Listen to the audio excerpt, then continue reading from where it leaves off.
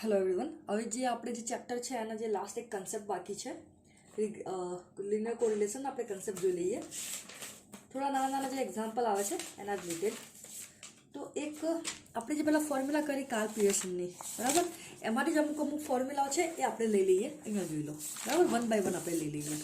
બરાબર, પહેલાં અહીંયા જોઈ લો.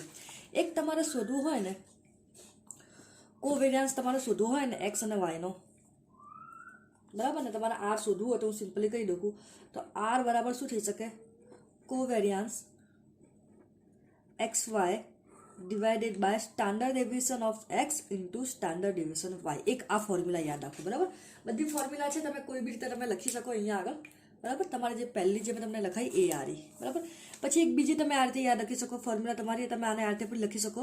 તો આર બરાબર sigma X minus X bar sigma Y minus Y bar divided by N standard deviation of X into standard deviation of Y, બરાબર. એક તમે આને બીજી યાદ રાખો. આ બધી ફોર્મ્યુલા યાદ રાખવી પડશે, કઈ કઈ વેલ્યુ તમને આપેલી છે એના બેઝ પર તમારે ફોર્મ્યુલા મૂકવાની.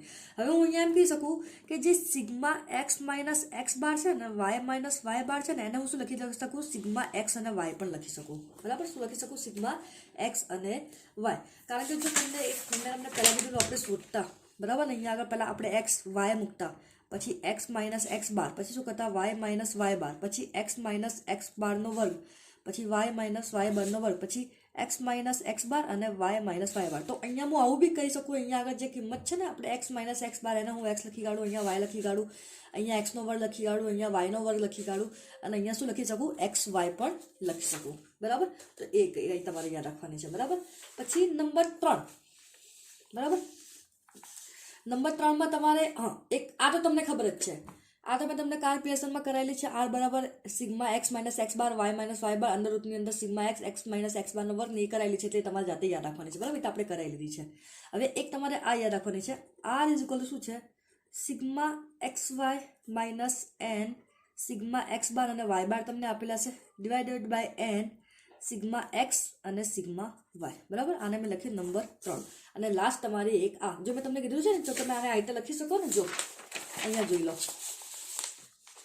બરાબર. અહીંયા લખી ગયો એક્સ વાય લખો, અહીંયા આને જે જવાબ મળશે ને એને સિગ્મા એક્સ કહીશું આપણે, એને શું કહીશું, સિગ્મા એક્સ, આને સિગ્મા વાય કહીશું, આને સિગ્મા એક્સનો વર્ગ કહીશું, આને સિગ્મા વાયનો વર્ગ કહીશું, બરાબર. અને આને શું લખીશું, સિગ્મા એક્સ વાય લખીશું, બરાબર. ને તમારા સૂત્રને તમે આ રીતે બી એક સૂત્ર આ રીતે બી લખી શકો અને એક સૂત્ર આ પણ લખી શકો. હવે જોઈ લો, તમારે ઉપર જોવું હોય તો એ પ્રમાણે તમે લખી શકો. તો એક આપણે નંબર 4 નંબરને લખી કાઢીએ તો અહીંયા આગળ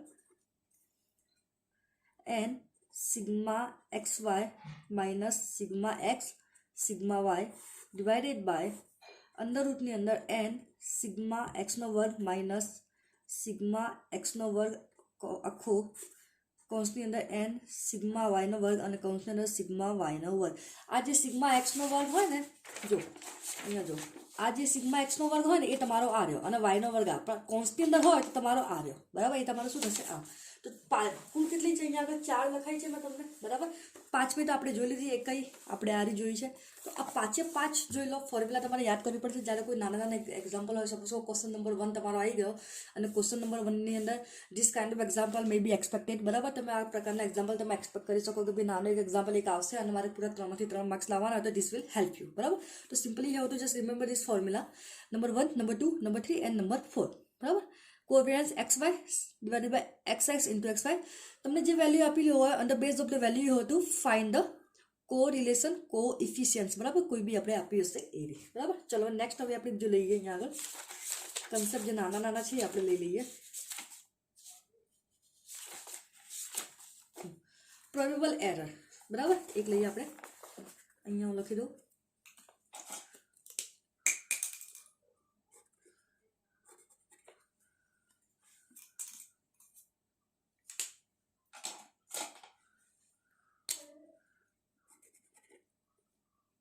probable error, baba. This is also important concept for the small example. So what is a probable error? So this is generally we obtain the correlation coefficient of the sample drawn from the private population, બરાબર. બે અલગ અલગ આપણા population હોય. મેં તમને પહેલાં જ કીધું જ્યારે આપણે ગ્રુપ ડેટાવાળા એક્ઝામ્પલની વાત કરીએ અને તમારે બે ક્યાં ઉપર બી એજ ઓફ વાઇફ અથવા એજ ઓફ હસબન્ડ, તો તમારે એમ કહેવાય બે છે. If different sample of of sample size are drawn from the given population, we get the different value of r. બરાબર શું કીધું છે? if a different sample of the sample size are drawn, બરાબર અલગ અલગ સેમ્પલ ની આપણે અલગ અલગ લીધી હોય તો તમને શું મળે? we get the value of r. all this value of r different from the actual value of population correlation coefficient. The average of the square of the difference of correlation coefficient obtained from the possible sample and the population correlation coefficient is known as the probable error of the correlation coefficient. બરાબર તમારે ત્યાં તમે different તમે લેતા હોય સેમ્પલમાંથી sample size લેતા ત્યાં જે એરર આવતી હોય એને શું કહેવાય? Probable error.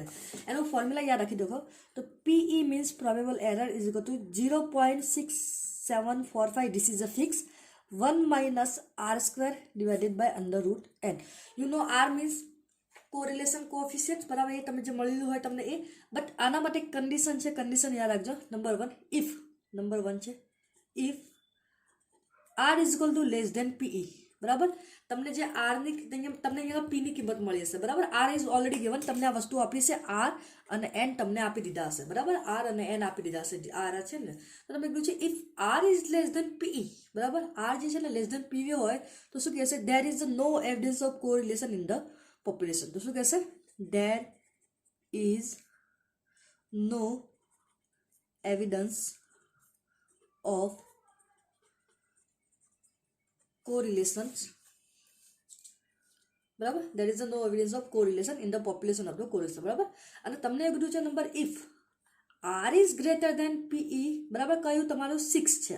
r is greater than 6 PE એટલે 6 PE નો 6 જોડે ગુણાકાર કરવાનો છે. ત્યાં હશે there is the evidence of correlation. ત્યાં શું હશે? there is a evidence of correlation. આવું આપણે સ્ટેટમેન્ટમાં લખવું પડશે તમારે લાસ્ટમાં કે સપોઝ કે r is less than PE તો there is a no evidence of correlation and r is greater than 6 PE. બરાબર ને તો એ જશે અહીંયા 6 PE then there is a evidence of correlation. બરાબર આપણે એ 1 by 1 જોઈશું એક્ઝામ્પલ. હવે અહીંયા જોઈ લો એક ઇન્ટરપ્રેશન ઓફ કોએફિશિયન્ટ જો આપણે already since in the last lectures interpretation of r is equal to +1. +1 તમને ખબર છે ને +1 એટલે શું કહેવાય? It is a perfect positive correlation. means suppose that there is a change in one variable, the same change in the other variable, it is called the perfect positive correlation. તમને એવું કહેવાય છે જો તમારા એક વેરિયેબલની અંદર જેટલો જ વધારો થાય ને એટલો જ તમારો વધારો કોની સાથે બીજા વેરિયેબલમાં થાય અથવા એટલો ઘટાડો બીજા વેરિયેબલમાં થાય તો એને શું કહેવાય? perfect positive correlation. જો તો r is equal to +1 so the perfect positive correlation between two variables. For such variable an increase in the value of one variable is associated with the proportional એટલે પ્રમાણસર. કેવું કહેવાય છે?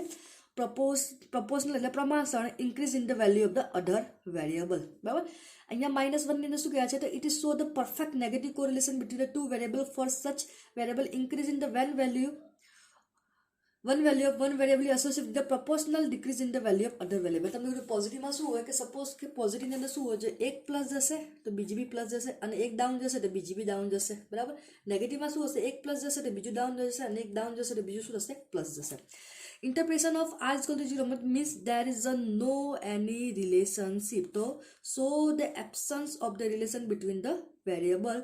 Such variable are known as the uncorrelated. બરાબર અને તમને ખબર છે કે ઓલવેઝ r ની વેલ્યુ તમારે શું આવી જાય? તમારે હંમેશા +1 to -0 અથવા -1 to +0 ની વચ્ચે આવી જાય. તો અહીંયા જો the value of r is near to 1 or -1 in relation between the variable is a more close. બરાબર ને and if the value of r is near to 0 value તમને એકદમ 0 ની નજીક મળે ને the relation is less close. બરાબર 1 અને -1 ના પ્લસ ની વચ્ચે મળે ને તો કેવું છે? વધારે ક્લોઝ છે. 0 ની વચ્ચે મળે તો શું છે? એટલી બધી ક્લોઝ છે નહીં. તો બરાબર આટલી બધું આપણે ધ્યાન રાખીશું. ચલો હવે આપણે 1 by 1 જે આપણે નાના નાના એક્ઝામ્પલ છે આપણે જોઈ લઈએ. અહીંયા આગળ જે બેસિક કોન્સેપ્ટ તમે જોઈ લીધા. ચલો let's start with the example. Okay એક એક્ઝામ્પલ પહેલાં હું તમને હે ને પ્રોબેબલ એરરનો કરી કાઢું. તો પ્રોબેબલ એરરનો તમે જોઈ લો તમારો સૂત્ર છે. બરાબર તો આપણે એક્ઝામ્પલ કરીએ. જો પહેલાં આપણે ઇલસ્ટ્રેશનમાં જ જોઈ લઈએ એક્ઝામ્પલ. અહીંયા જોઈ લો.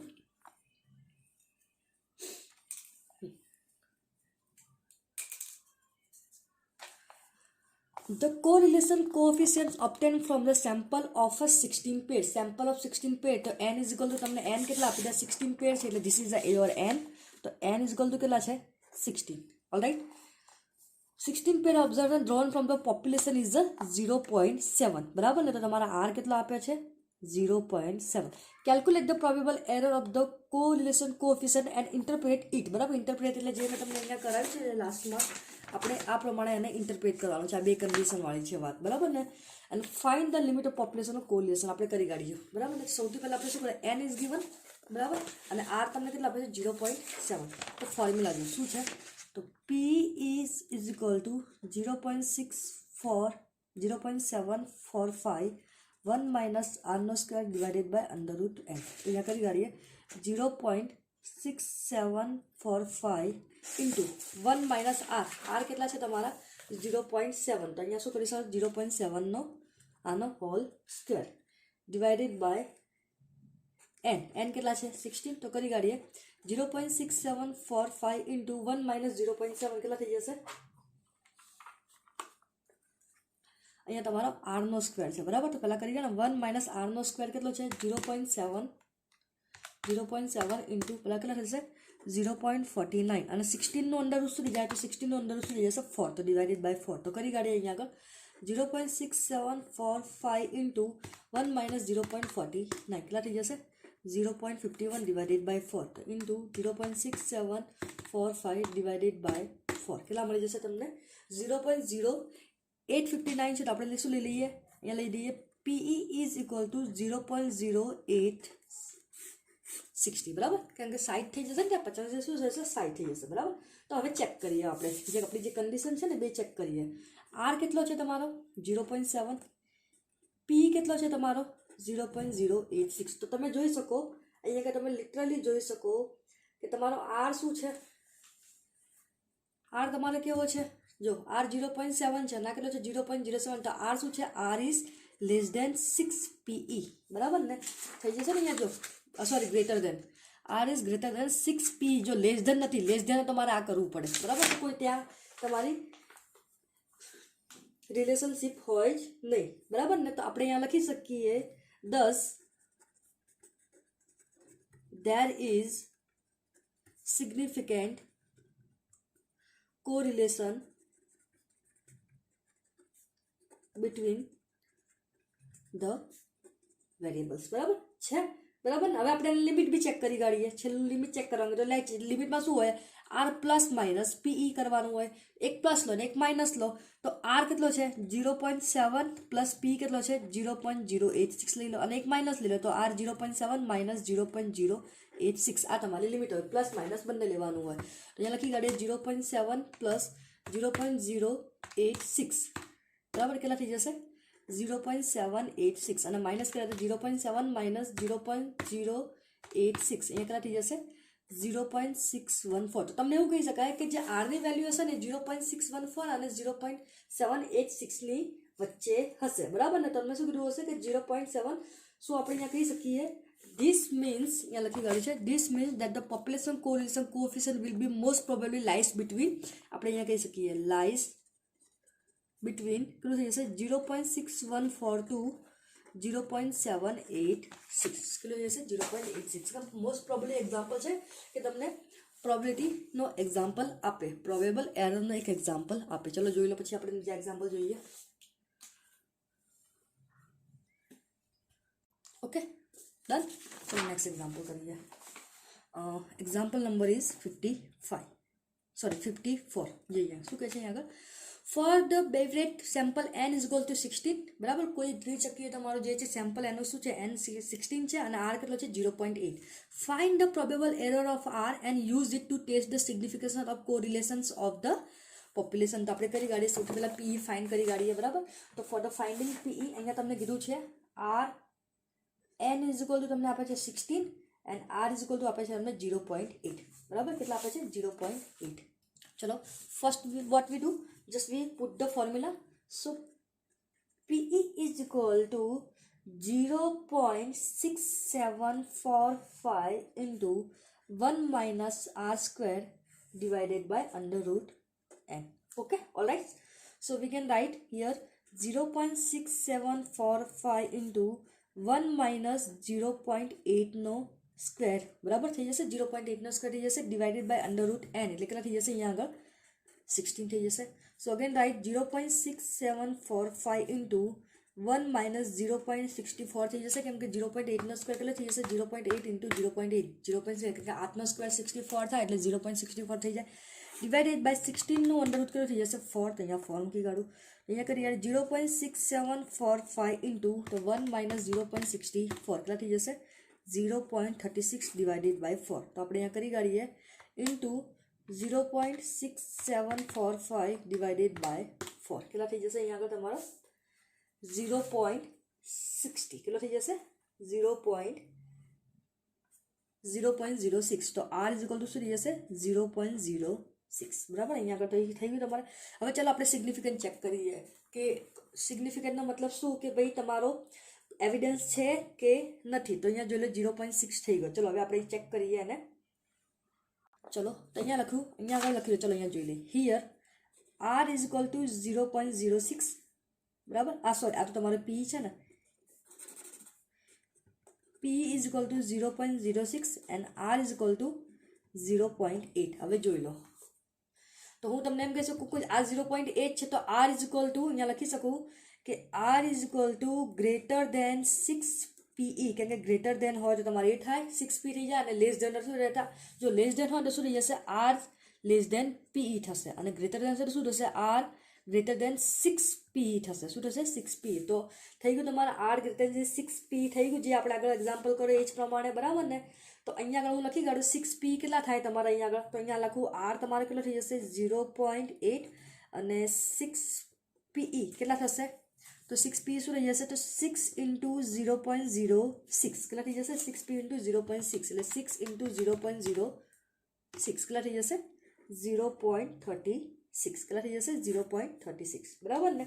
તો આપણે કહી શકીએ કે r is equal two greater than p, બરાબર. એટલે આપણે એમ કહી શકીએ thus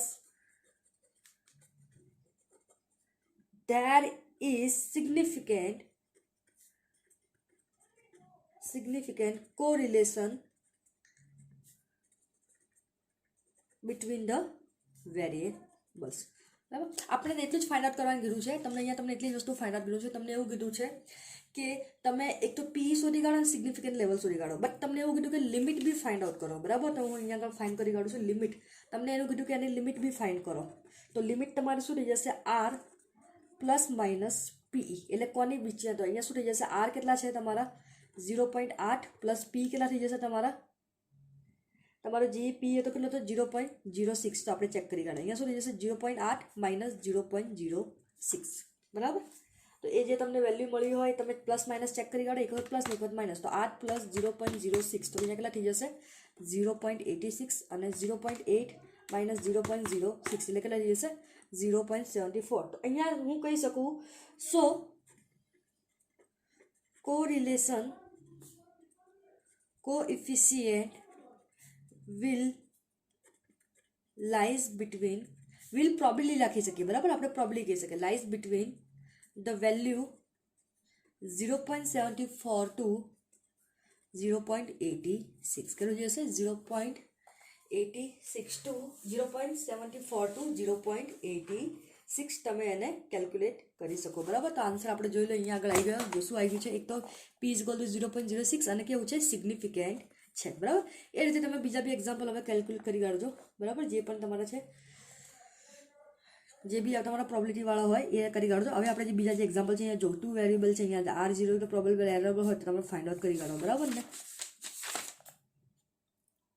ઓકે, તો નેક્સ્ટ લેક્ચરની અંદર આપણે શું કરીશું, હવે નેક્સ્ટ લેક્ચરની આપણે જે બીજા જે એક્ઝામ્પલ છે, આજે આપણે જે થિયરિકલ આપણે જે જોયા, જેટલા આપણે આ જોયા છે, બરાબર ને, જેટલા થિયરિકલ જેટલા છે નાના નાના એક્ઝામ્પલ છે, આના બેઝ ઉપર કઈ કઈ ફોર્મ્યુલા યુઝ થશે એ પ્રમાણે આપણે નેક્સ્ટ એક્ઝામ્પલ જોઈશું. Okay, thank you.